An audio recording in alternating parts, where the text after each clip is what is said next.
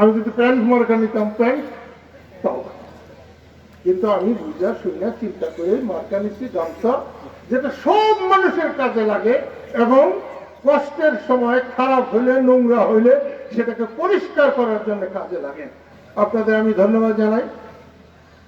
আবার আসবো যদি আপনাদের ইচ্ছে হয়। আমি আজকে কিন্তু খুবই খুশি হয়েছি আপনাদের লতিফপুরে এই সমাবেশ দেখে, আপনাদের আগমন দেখে। যদিও কপালের মধ্যে রোদ পুষছে, আমার বউটা একটু কালো হয়ে গেছে, আমিও কিছুটা কালো হব। কারণ উনি বলেন সবসময়, আমি যখন টাঙ্গাইলে আসি যাওয়ার পরেই বলে, এই তুমি কালো হয়ে গেছো কা। আসলে মনে হয় একটু একটু কালা কালো হয়েই বাড়তে ঢাকায় যাই। আমি কালকে দেখবো যে উনি কালো হয়েছে কি হয়। আমি আবারও ধন্যবাদ দিই সবাইকে। বাবনতেই লতিফপুর লতিফপুর লতিফপুর খুব ভালো। ওই যে দূরে মেয়েরা বসে আছে, ওনারাও যদি আসতে চাইলে আরো ভালো হইতো, কিন্তু আগে যদি তাদেরকে আহ্বান করা হইতো নিশ্চয়ই আসতো, নিশ্চয়ই আসতো।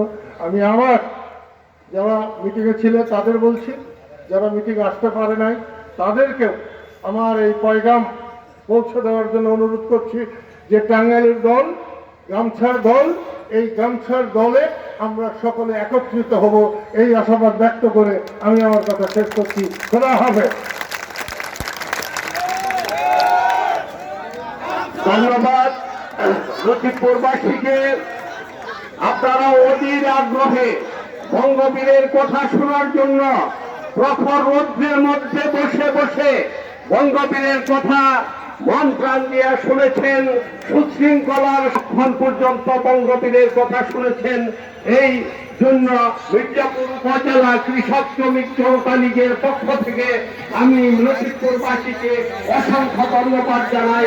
খোদা হাফেজ আপনাদের সকলে। এই বলে আমি আজকের জনসভা সমাপ্তি ঘোষণা করছি। আসসালামু আলাইকুম।